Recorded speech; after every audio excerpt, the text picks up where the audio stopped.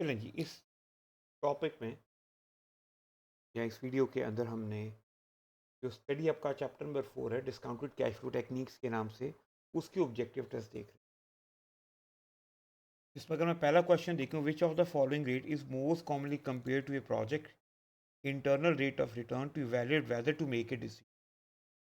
तो सवाल मुझसे पूछ रहा है कि अगर मैं आईआरआर से डिसीजन ले रहा हूं तो मुझे किस अपनी इन्वेस्टमेंट प्रोजेक्ट को किससे कंपेयर करना चाहिए। इसका आंसर होगा सी, क्योंकि जब आईआरआर से डिसीजन लेते हैं तो हम उसको कंपेयर करते हैं weighted average cost of capital के साथ।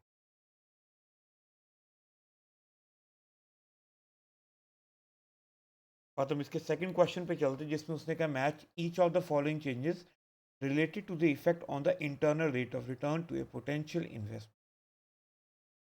तो हमने देखना है कि इनमें से पोटेंशियल इन्वेस्टमेंट के ऊपर जब ये चेंजेस आएंगी तो इसकी वजह से क्या क्या फर्क पड़ेगा। इसमें पहला है decrease tax allowable depreciation available on the investment. तो कहता है अगर टैक्स अलाउएबल डेप्रिसिएशन इन्वेस्टमेंट पे क्या कर दी जाए, डिक्रीज कर दी जाए। तो अगर उसकी टैक्स अलाउएबल डेप्रिसिएशन डिक्रीज हो जाएगी तो इसकी वजह से टैक्स सेविंग्स भी डिक्रीज होंगी, क्योंकि डेप्रिसिएशन खुद तो एक नॉन कैश कॉस्ट है, वो तो नहीं आनी, लेकिन इसकी वजह से टैक्स सेविंग आएंगी तो टैक्स सेविंग्स भी डिक्रीज हो जाएंगी। अच्छा, जब टैक्स सेविंग्स आपकी डिक्रीज होंगी तो आपकी नेट कैश फ्लो भी डिक्रीज कर जाएगी, जिसका रिजल्ट क्या आएगा कि आपका जो आईआरआर है, इंटरनल रेट ऑफ रिटर्न, वो भी डिक्रीज करेगा। तो इसलिए जो पहली स्टेटमेंट है इसमें आंसर बनना चाहिए डिक्रीज।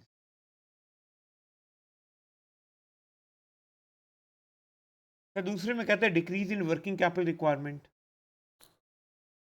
तो वर्किंग कैपिटल रिक्वायरमेंट अगर आपकी कम होगी तो वर्किंग कैपिटल की कैश फ्लोज डिक्रीज करेंगी। वर्किंग कैपिटल कैश फ्लोज आपकी डिक्रीज करेंगी।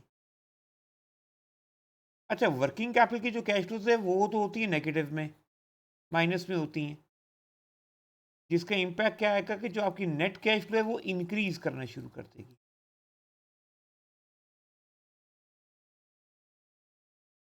ठीक है, क्योंकि वर्किंग कैपिटल आपकी इन्वेस्टमेंट और होती है आपकी आउट। इसकी वजह से इम्पैक्ट क्या आएगा, आपका जो आईआरआर है वो भी इंक्रीज करेगा।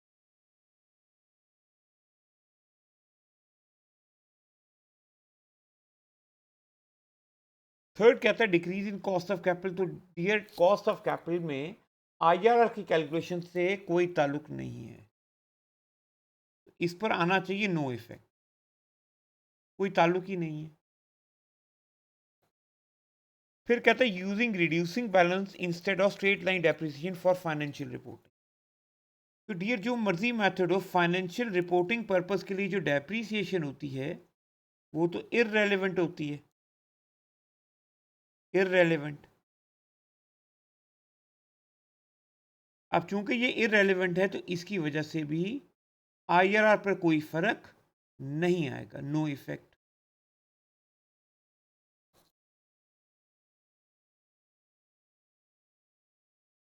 इंक्रीज कंट्रीब्यूशन पर यूनिट से क्या होगा, आपका कंट्रीब्यूशन इंक्रीज करेगा, कंट्रीब्यूशन आपका इंक्रीज करेगा। अब अगर कंट्रीब्यूशन आपका इंक्रीज करता है तो ओवरऑल आपकी नेट कैश फ्लो भी इंक्रीज ही करेगी, जिसका रिजल्ट क्या आएगा कि आपका आईआरआर भी इंक्रीज ही करेगा।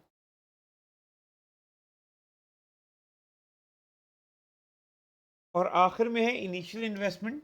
तो इनिशियल इंक्रीज अगर करती है इनिशियल इन्वेस्टमेंट, तो चूंकि इनिशियल इन्वेस्टमेंट आपकी आउटफ्लो है तो इससे आईआरआर आपका डिक्रीज करना चाहिए, कम होना चाहिए। कैश फ्लोज अगर बढ़ेंगी तो आईआरआर इंक्रीज करेगा, कैश फ्लोज अगर रिड्यूस होगी तो आईआरआर भी रिड्यूस होगा। तो ये आपके क्वेश्चन नंबर 2 का आंसर।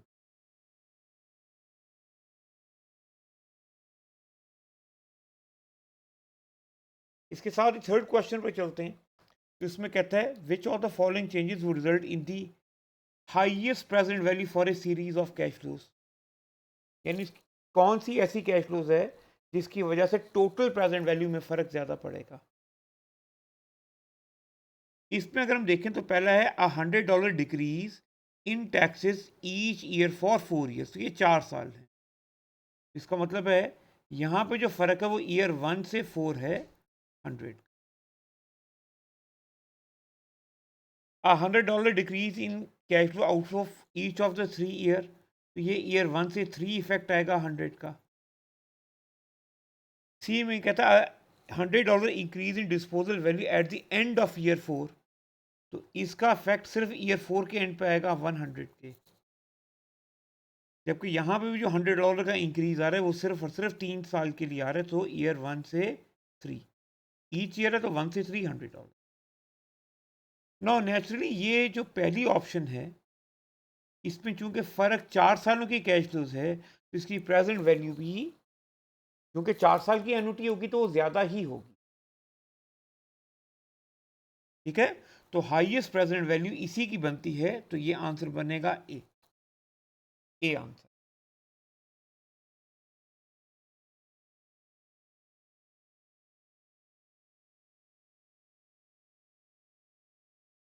फोर्थ पढ़ते हैं identify by clicking on the relevant box in the table below whether the following statement about the net present value method are true or false। तो NPV की basis पे बताना है ये सही है या गलत। तो पहला है it is a relative major, तो ये स्टेटमेंट फॉल्स है। क्यों? क्योंकि एनपीवी रिलेटिव मेजर नहीं है, एनपीवी को हमें किसी को साथ कंपेयर करने की जरूरत नहीं पड़ती। Number 2 it uses accrual basis not cash accounting for a project, नहीं ये गलत है क्योंकि एक्रूअल बेसिस यूज करते हैं फॉर प्रॉफिट्स, जबकि एनपीवी जो है वो एक कैश फ्लो बेस्ड मेथड है, तो ये स्टेटमेंट भी फॉल्स ही हो।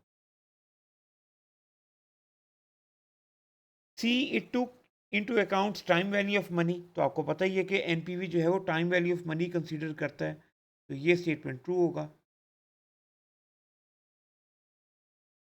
It account for compounding of returns, तो ये स्टेटमेंट भी ट्रू है। अच्छा ये क्यों ट्रू है? क्योंकि याद रखना कि जब हम टाइम वैल्यू ऑफ मनी लेते हैं तो मैंने आपको बताया हुआ है कि ये जो इंटरेस्ट यानी जो रेट ऑफ रिटर्न हम यूज करते हैं वो कंपाउंडिंग से कर रहे हो, है ना, तो ये उसी का जिक्र कर रहा है कि हम यहाँ पे कंपाउंड रिटर्न यूज करते हैं, तो ये स्टेटमेंट जो है ये भी आपकी ट्रू ही होगी।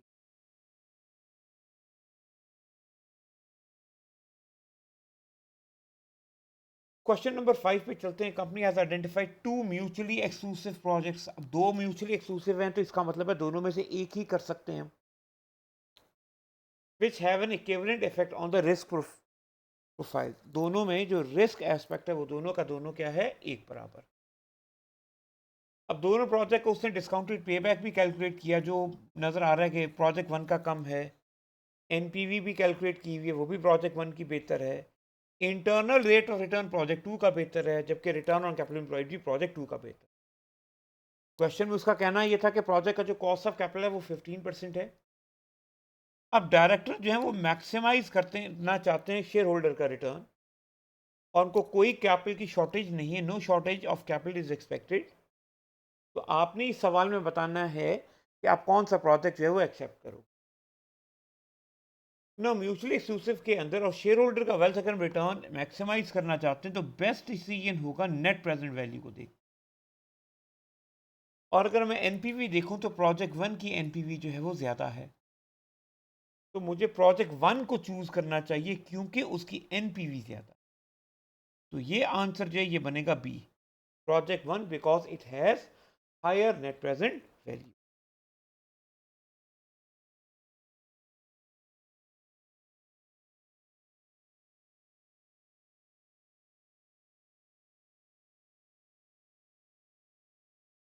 इसके बाद आते हैं क्वेश्चन नंबर 6 की जानिब। तो क्वेश्चन नंबर 6 में है an investor has a cost of capital of 6%। अब इन्वेस्टर का कॉस्ट ऑफ कैपिटल कितना है जी? 6%। He is due to receive a 6 year annuity. 6 year annuity का मतलब 6 साल की annual payment starting in 2 years time. लेकिन ये जो 6 साल की पेमेंट्स हैं ये स्टार्ट हो रही हैं 2 ईयर्स टाइम पे। तो अगर 2 ईयर्स टाइम पे स्टार्ट हो रही है जिसका मतलब है पहली पेमेंट ईयर 2 से स्टार्ट हो रही है। तो 6 साल और ऐड कर लें तो आखिरी कब होगी? फिर ईयर 7 में। तो यहां ये जो आपकी एनुअटी कैश फ्लोज है वो ईयर 2 to 7 है, जिसकी अमाउंट कितनी है? 5000। क्वेश्चन में कहता है what lump sum amount would she need to be offered to make her indifferent between the annuity and the lump sum. यानी आज अगर उसको उतने ही पैसे मिल जाएं तो वो किसके बराबर होंगे? अब आज की जो वैल्यू होती है, जो लमसम टुडे वैल्यू है वो इसकी प्रेजेंट वैल्यू के बराबर हो। यानी मुझे इस क्वेश्चन में ईयर 2 to 7 क्या निकालनी है? प्रेजेंट वैल्यू ना। चूंकि कैश फ्लो ईयर 2 से स्टार्ट हो रही है तो इसका तरीका ये होता है कि हम इसको मल्टीप्लाई करते हैं annuity factor of number of period. अब नंबर ऑफ पीरियड्स चूंकि बनते हैं 6, तो मैं क्या करूंगा 6 ईयर के, ये मैं टेबल आपके सामने ओपन कर रहा हूं, तो 6% पे ईयर 6 के एन्युटी फैक्टर से हम देखेंगे। तो 6 ईयर्स का जो एन्युटी फैक्टर बनता है 6% पे वो बनता है 4.917। ठीक है, इधर क्या, ये रहा। ठीक है जी, 4.917।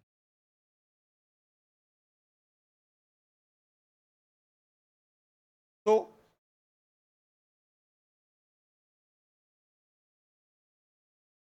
इस क्वेश्चन में फिर एन्युटी फैक्टर कितना यूज होगा? 6% पे 4.917। अच्छा, प्रिंसिपल ये है कि अगर cash flow year subsequent year, जैसे कि यहाँ पे ईयर 2 से स्टार्ट हो रही है, तो क्या करते हैं एन्युटी फैक्टर को फिर जब से ये स्टार्ट हो रही है उसके प्रीवियस ईयर के डिस्काउंट फैक्टर से भी मल्टीप्लाई कर देते हैं। तो चलिए जरा 6% पे डिस्काउंट फैक्टर देख लें। ये आ गया जी डिस्काउंट टेबल। तो 6% पे डिस्काउंट फैक्टर है 0.94। तो मैं 0.943 से मल्टीप्लाई कर दूंगा।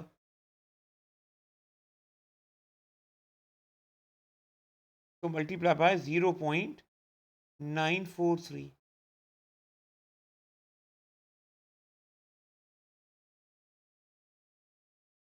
तो अब आपका जो प्रेजेंट वैल्यू बनेगा इसको कैलकुलेट करोगे तो वो कितना बनता है?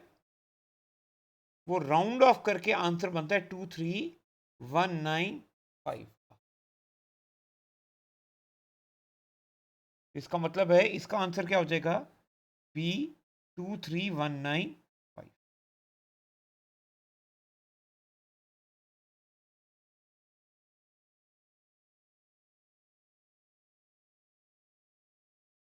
क्वेश्चन नंबर 7 देखते हैं विच of the following normally effect A projects NPV. आपको बताने इनमें से कौन सी चीज प्रोजेक्ट की एनपीवी को इफेक्ट करेगा। तो ए है estimated scrap value of the net asset. तो अगर आपका net scrap value net assets में चेंज हो जाएगा तो आपकी जाहिर है आखिरी साल की नेट कैश फ्लो में चेंज आएगा, और नेट कैश फ्लो में अगर चेंज आएगा तो प्रोजेक्ट की एनपीवी पे भी फर्क पड़ेगा। तो ए तो ठीक लग रहा है, फिर भी बी सी एंड डी देखते हैं। तो बी कहता है net book value of the asset. तो एनपीवी की कैलकुलेशन में net book value of the asset नहीं आता। सी कहता है amount of financial accounting depreciation. तो फाइनेंशियल अकाउंटिंग डेप्रीसिएशन भी इररेलेवेंट है, ये भी इररेलेवेंट है, ये भी एनपीवी में नहीं आएगा। Amount of head office cost recharge to the project, तो ये भी इररेलेवेंट है। हेड ऑफिस की जो कॉस्ट होती है वो इररेलेवेंट होती है। तो आप देख सकते हो कि बी सी एंड डी जो है वो गलत हैं। तो आपके पास ए ऑप्शन जो है वो ठीक है।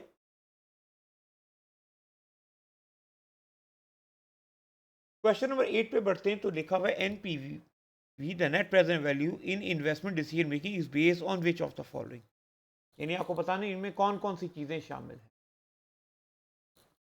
तो इसमें नेट इनकम नहीं, नेट इनकम नहीं होता, क्योंकि नेट इनकम बोलते हैं प्रॉफिट्स को,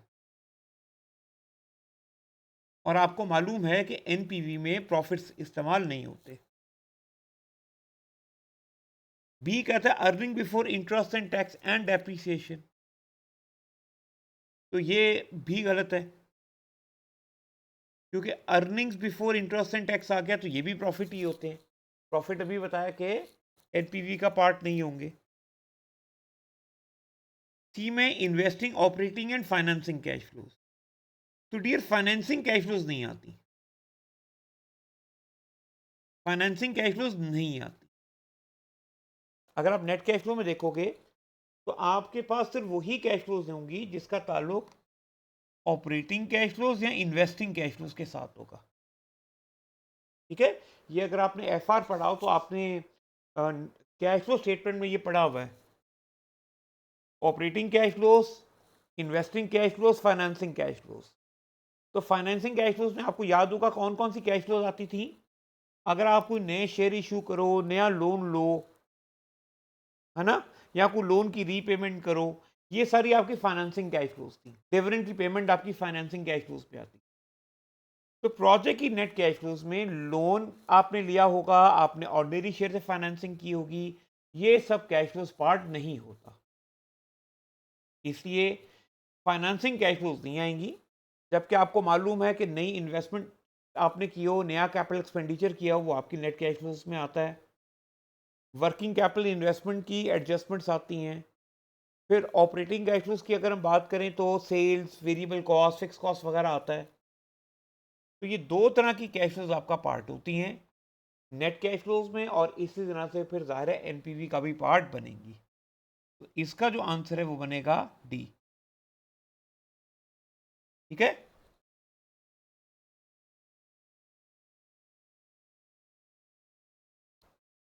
क्वेश्चन नंबर 9 पे चलते हैं। कहता है an investment has a new project which require an initial investment of 20,000, initial investment 20,000 की है। The cash inflow from the project would be $4,000 each year for the next 6 years. तो $4,000 आपको एनुअल कैश फ्लो मिलनी है, कब तक के लिए? नेक्स्ट 6 ईयर्स की।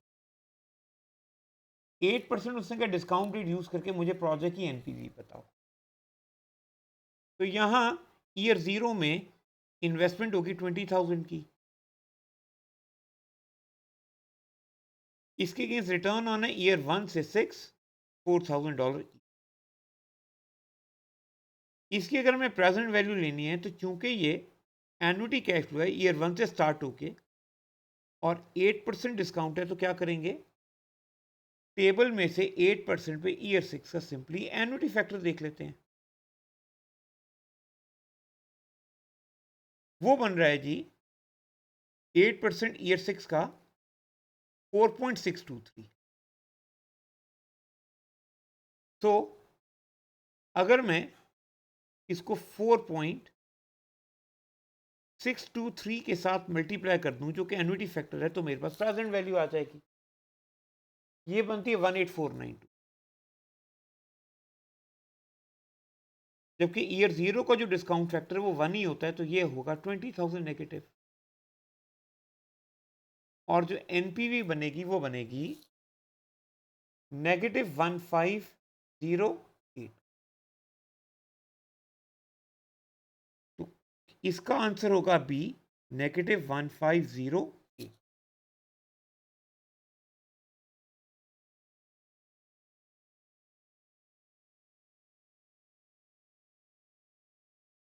क्वेश्चन नंबर 10 पर बात कर लेते हैं। कहता है which of the following phrases define the internal rate of return on A project. तो हमें आईआरआर पर बात करनी कि क्या आईआरआर को डिफाइन करेगा।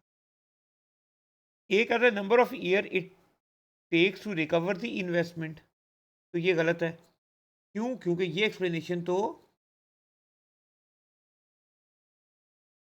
पे बैक की है। बी कहता है it is the discount rate, ये एक डिस्काउंट रेट है at which net present value of the project equals to 0। तो ये ठीक लग रहा है, क्योंकि IRR वो डिस्काउंट रेट ही होता है जिस पर एनपीवी इक्वल टू 0 हो। ये ठीक लग रहा है? The project average annual operating profit, तो ऑपरेटिंग प्रॉफिट तो इंटरनल रेट ऑफ रिटर्न में आता ही नहीं है, इसे ये भी गलत हो गया। Weighted average cost of capital use to finance the project, तो ये भी गलत है। In fact weighted average cost of capital से तो हम IRR को कंपेयर करते हैं, तो weighted average cost of capital जो है वो खुद IRR नहीं हो। दैट मीन्स इसका जो आंसर होगा क्वेश्चन नंबर 10 का वो क्या बनेगा? बी।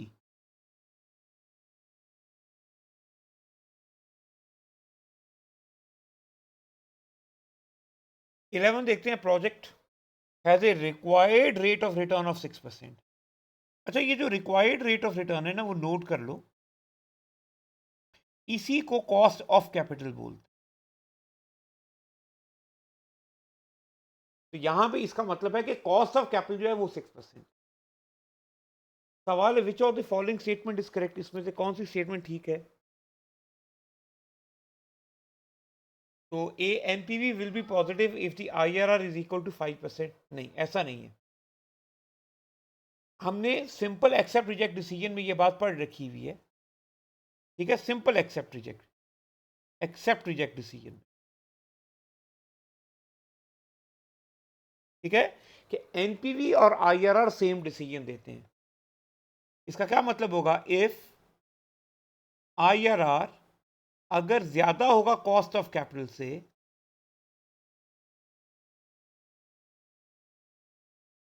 तो फिर प्रोजेक्ट की जो एनपीवी है वो भी पॉजिटिव ही होगी, ठीक है? तभी एक जैसा डिसीजन होगा ना।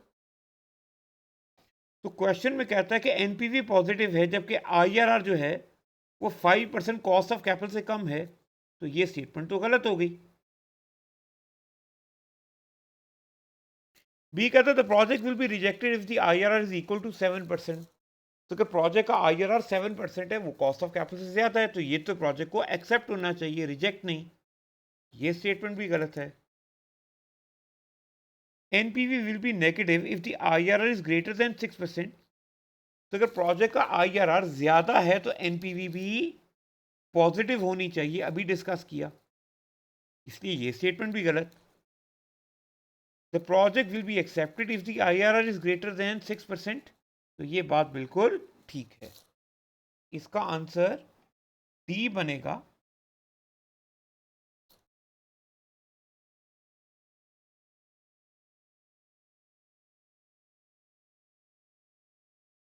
क्वेश्चन 12 की अगर बात की जाए तो कहता है which of the following statement describe a weakness of the internal rate of return, तो हमें IRR की वीकनेस बतानी। ए कहता है IRR can only B estimated using a financial calculator और स्प्रेडशीट। नहीं, गलत है।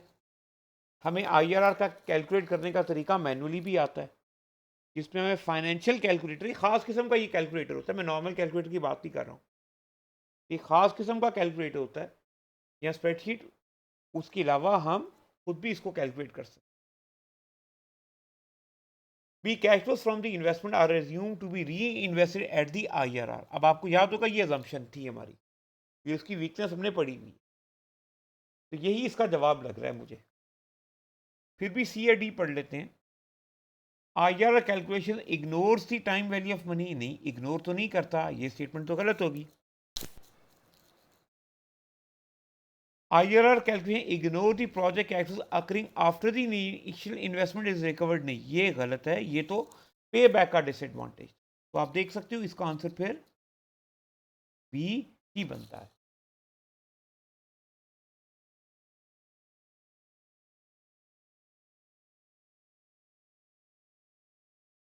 क्वेश्चन नंबर 13 में कहता है company is appraising a 3-year project which require an initial investment on 1 January 2004 of $30,000। तो इनिशियल इन्वेस्टमेंट 2004 में 30,000 की है और प्रोजेक्ट की फॉलोइंग कैश फ्लोज हैं 31 दिसंबर, यानी उसी साल के एंड के ऊपर। तो 2004, 5, 6 नेक्स्ट 3 ईयर्स की उसने हमें कैश फ्लोज जो है वो प्रोवाइड की थी। कहते हैं all of the above cash flows are before taking account specific inflation of 5% per year. इस पे इन्फ्लेशन जो है वो शामिल नहीं की गई। इसको मतलब है अभी इन्फ्लेट करना होगा। The real cost of capital is 4% and the nominal cost of capital is 14%. तो डिफॉल्ट मेथड तो नॉमिनल ही होता है और क्वेश्चन में मांगा भी उससे नॉमिनल से ही है। इस क्वेश्चन में हमें एनपीवी जो है वो कैलकुलेट करना। तो अब कैसे निकलेगा, इसमें अब ईयर 0 में पुट कर लेता हूँ, उसमें इन्वेस्टमेंट हुई है 30,000। हमें सबसे पहले तो नॉमिनल कैश फ्लो बनाना है। तो ये तो ईयर 0 की कैश फ्लो है, इसकी नॉमिनल कैश फ्लो तो सेम ही रहेगी।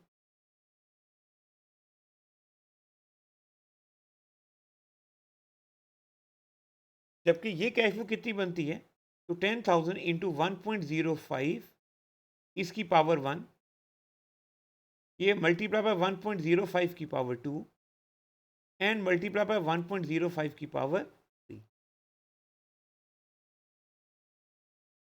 इसको अगर मैं सॉल्व कर लूँ तो बनता है 10,000 इंटू 1.05, ये है 10,500, फिर 20,000 इंटू 1.05 का स्क्वायर, ये बनता है 22050,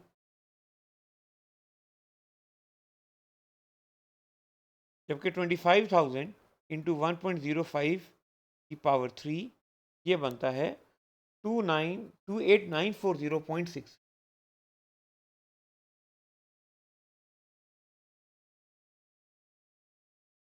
हमें अब इसकी लेनी प्रेजेंट वैल्यू 14% के डिस्काउंट रेट पे, क्योंकि नॉमिनल कैश फ्लो को नॉमिनल डिस्काउंट रेट पर ले।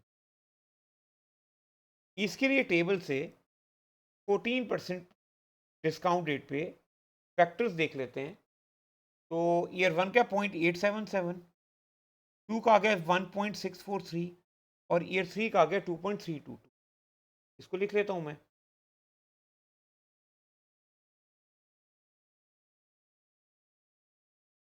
ये बन गया जी 0.877,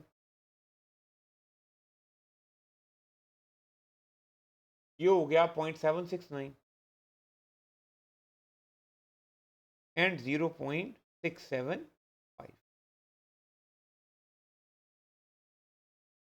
अब जब आप इसकी प्रेजेंट वैल्यू निकालोगे तो ईयर 1 की बनेगी 9209, ये प्रेजेंट वैल्यूज है।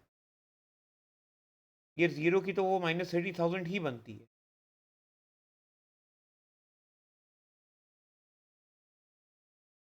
ईयर 2 की प्रेजेंट वैल्यू बनेगी 16957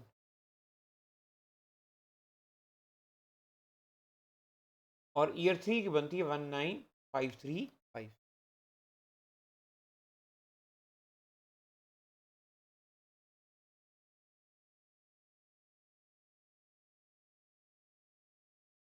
अब जब आप इसकी एनपीवी कैलकुलेट करोगे तो वो बनती है 15,701। तो ये इसका आंसर होगा। दोबारा लिख देता हूं मैं।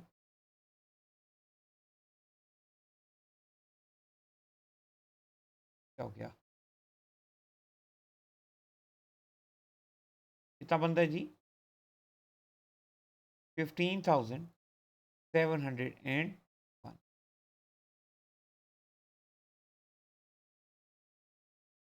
तो ये था जनाब आपका फाइनेंशियल मैनेजमेंट में स्टडी। अब से अगर देखा जाए तो chapter number 4 discounted cash flow techniques के तमाम ऑब्जेक्टिव